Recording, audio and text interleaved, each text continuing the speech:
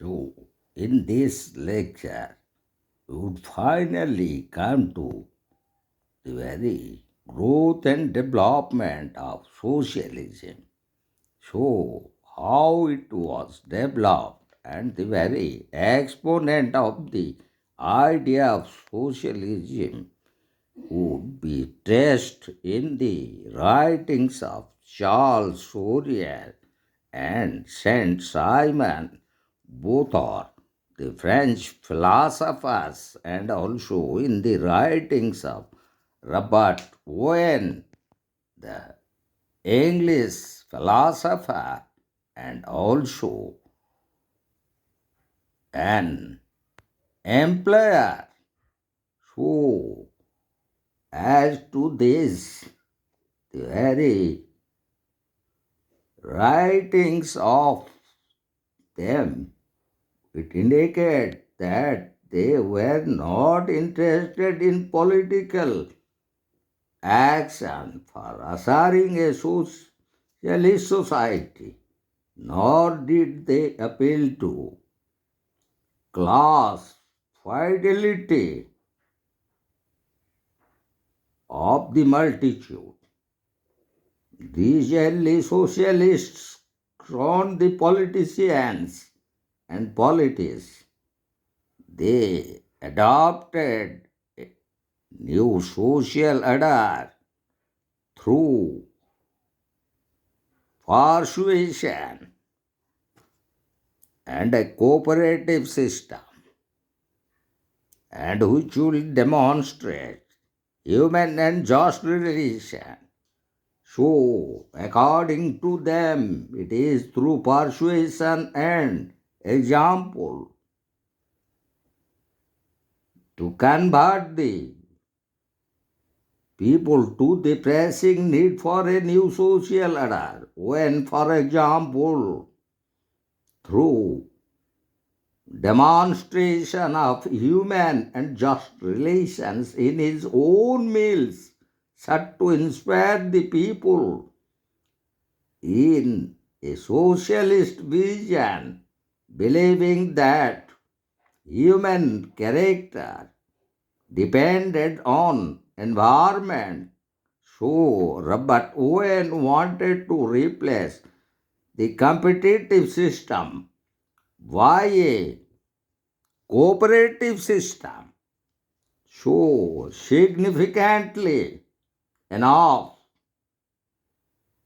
the very notion of utopian socialism, which word prefix in their names, but as they made in the sense of having an better understanding of the organic filament of the society and the very associative core and this organic filament of the society, as they made in their experiment and observation of the social order. So they would be identified as the founders of socialism, and they worked for to bring a new social order. And as they give importance to persuasion and also by example, they want to convert the people for a pressing need for a new social order by demonstration of human and just relations, as it was expressed by Robert Owen. He himself was an industrialist and employer, and this approach he himself implemented in his mills. And that very approach of cooperative system instead of the competitive system would enable to establish the new social order. And the French philosopher Saint Simon, who made an organic filament of society by analyzing every aspect of the social structure, he also was in favor of a new social order, but their method was evolutionary one, not revolutionary. So, now we'll discuss the very aspects of philosophy of socialism. And as to the very philosophy of socialism, they attempted as to spontaneous integration of man with society. They laid emphasis on the very aspect of spontaneous integration of man with society, and they consider such a spontaneous integration of man with society is a pilgrimage. So man will regain his awareness as an independent entity, and at the same time he will experience himself through the spontaneous integration as an inseparable member of the society, actively participating in its myriad activities. And through establishment of the community's control over the economy, socialism seeks to unite man with his work. Through comprehensive planning, socialism seeks to emancipate man from the control of blind forces or means of production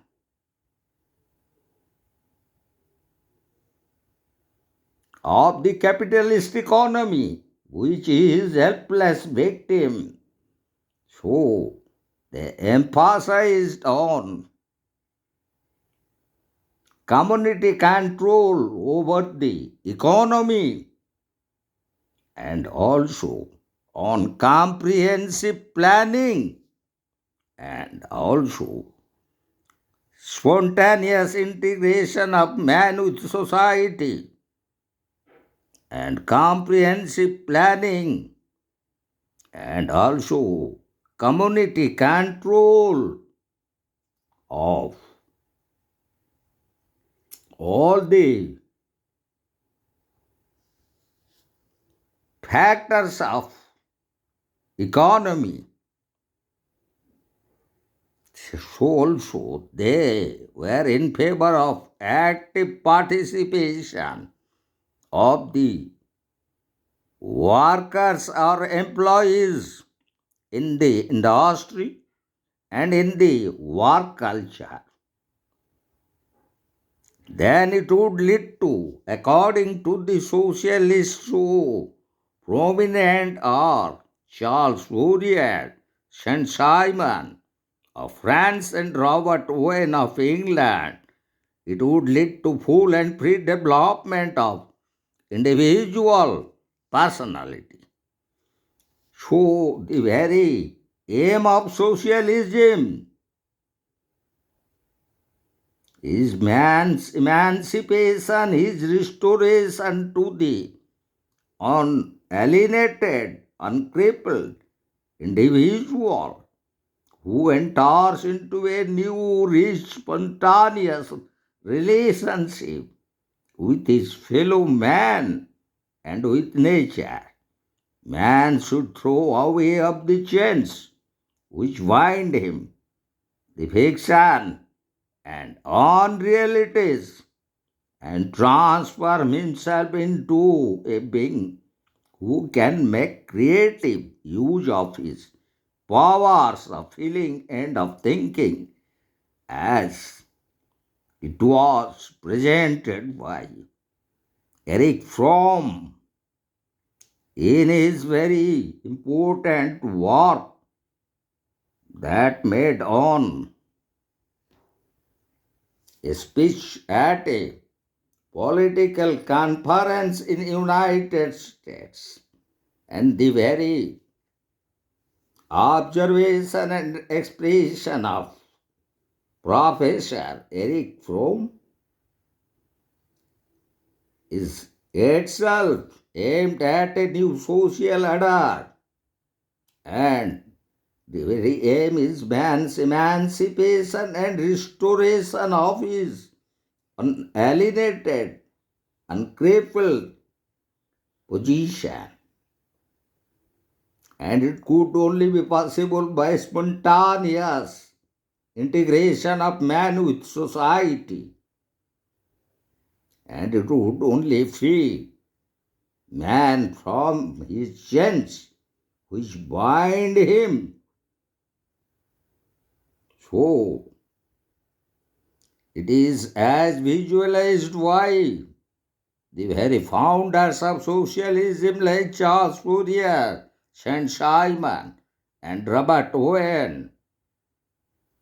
So, the workers who do engage themselves working for society and would also why working for themselves, while individualism involves the neglect of the social causes and social results of action. Socialism is in part an attempt to correct that mistake, as Professor C.D. Burns explained in his work Political Ideas. Human action should be attributed to some social factors. The increase in wealth, for instance, is possible only through the combined efforts of the whole population of the community. The entrepreneur, financier, cannot claim the whole of the credit. The labor of thousands of workers and continued industrial peace and primary contributory factors, besides individual action, has abiding social consequences. So, socialism is an attempt to control human action rationally in order to produce socially desirable results. So the socialists want to establish a system of comprehensive social control with a view to rationalizing human action for the furtherance of social welfare. So, the very aim and objective of socialism is to attain social welfare, and it could be possible as for working for the society, it would be working for themselves. So, the very aim of socialism, according to the champions of socialism such as Charles Fourier, Saint Simon, and Robert Owen, only by emancipation of man and as according to them, as the worker, if alienated and crippled, then it could be rectified by emancipation of the worker. And it could only be possible by spontaneous integration of the worker with industry and society. And in that way, a new social order could be possible. And for establishment of a new social order aiming at social welfare, it could be possible through persuasion and by giving example to the workers on the basis of cooperative system, not on the basis of competitive system. As according to them, it is a kind of demonstration of human and just relations, as pronounced by Robert Owen, and also he himself experienced the demonstration of human and just relation in his own factory and mills, as he himself was an industrialist and an employer. And so also Saint Simon, the French socialist, explained the organic filament of society by making his experiment and observation of the society, and by that very organic filament of society he also went in favor of a new social order through persuasion. So, analyzing the very philosophy of socialism, we found the basic assumption behind the socialist scheme is that once the capitalist is thrown out and the workers or the state, man will feel that in working for society, they are working for themselves. So, as to conclude, the very philosophy of socialism aimed at spontaneous integration of man with society, and it laid stress on active participation of the workers and employees in the economic activities and industries. And their view is regarding that all economic activities and industry must be community controlled on the basis of comprehensive planning, and it would make possible for full and free development of individual personality. So when the worker is working for the society through comprehensive planning and under community control with active participation, so naturally it would be considered a spontaneous integration of man with society, and the very end of such a vision of the socialist like Charles Fourier, Saint Simon and Robert Owen, to conclude, the workers are working for society, would be working for themselves. So, in this way, a new social order could be established, and it would be the right and correct answer to the scientific socialists like Marx and Engels, Because by this evolutionary method, as propounded by the great champions of socialism like Charles Fourier, Robert Owen and Saint Simon, would control the very cancerous growth of capitalism and all the evils of capitalist system of production, as Marx expressed in his monumental work Thus Capital and in Communist Manifesto, that the very forces and means of production determines the relations of production. So, according to Marx, the substructure always determines the superstructure, and that superstructure is law and state. But here the evolutionary socialism, which is otherwise some called it as utopian socialism,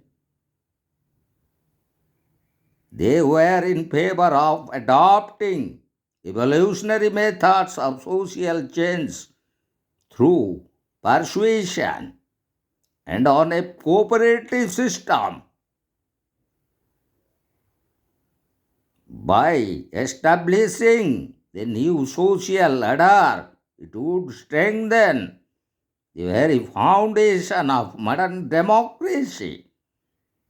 So, they were not in favor of a stateless society because they emphasized the very role of state socialism. Instead of that,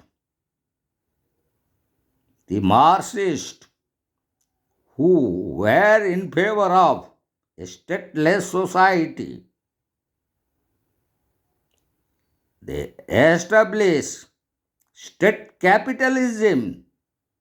As from our experience we found, this form of state capitalism in the former Soviet Union, established by Vladimir Lenin and further strengthened by Joseph Stalin, and also in case of China, we found state capitalism run by the Chinese Communist Party, as it was initially established by the father of Chinese Communist Revolution, Mao Zedong. So, we have completed our lecture on the very origin development of socialism and its very contribution, and how it differs from scientific socialism of Karl Marx and Sir Frederick Engels.